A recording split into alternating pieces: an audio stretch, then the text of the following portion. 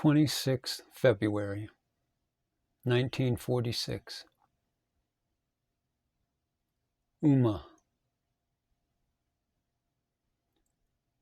Dear brother, before I started writing these letters, a devotee, while talking about the Puranas one morning, asked of Bhagavan as to how Parvati got the name of Uma.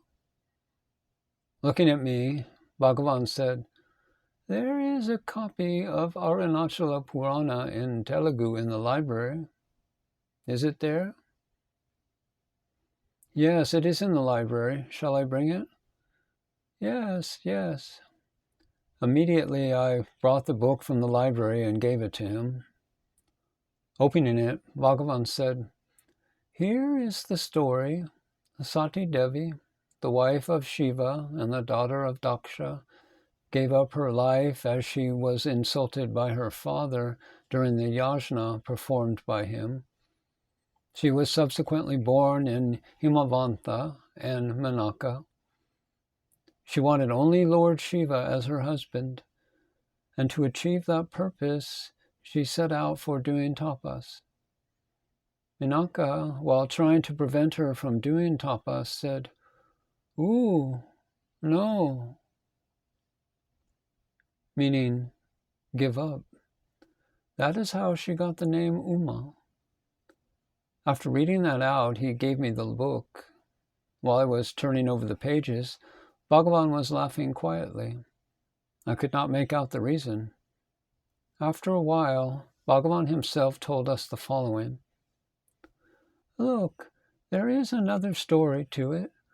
Parvati started out for tapas, even though Menaka tried her best to dissuade her. Finding dissuasion of no use, Himavanta took her, that is Parvati, to the Tapovana, the hermitage, where Shiva was staying in the form of Dakshinamurti, and said, 'This little child of mine wants to do tapas. Please allow her to be under your care.' Seeing Parvati, Shiva said, 'Why tapas at this tender age? Why does she not go home with her father?' And Parvati said, 'No, I won't go.' Parameshwara tried to dissuade her skillfully by saying, 'I have conquered Prakriti, nature, and so could concentrate on this tapas. If you are to be here, you will be exposed to the ravages of Prakriti, so please go back.'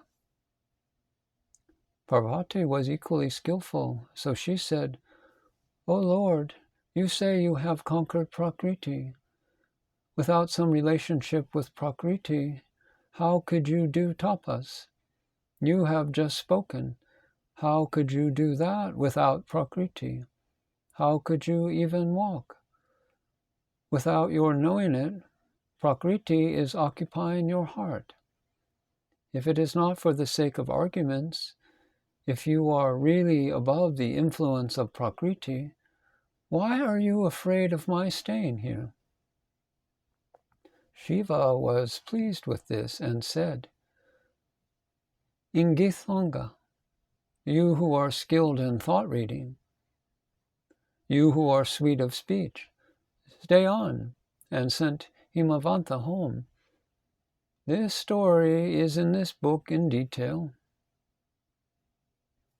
And then I said to Bhagavan, "The story of Dakshayani is in the Bhagavatam also, but this conversation is not given there. The story itself is very interesting." And Bhagavan started laughing. Yes, I read another story somewhere in which it was stated that after Kama was burnt to ashes, Parameshwara came in a Brahmin's garb, made love to Parvati, and married her. Himavanta was worried over the caste of his son-in-law. What could he do? Whomsoever he asked pleaded ignorance of the matter, and there was no one who can enlighten him. So he kept quiet. Subsequently, Parvati closed the eyes of Parameshwara for fun, whereupon the whole world fell into turmoil. " Parameshwara saved the world by opening his third eye.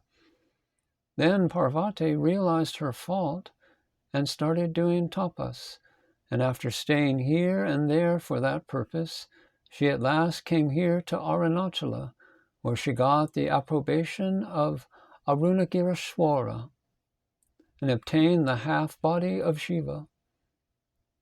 When Himavanta came to know of it, he said, "Oh yes, the son-in-law is not of another caste, but he is of our own caste," and felt pleased and happy.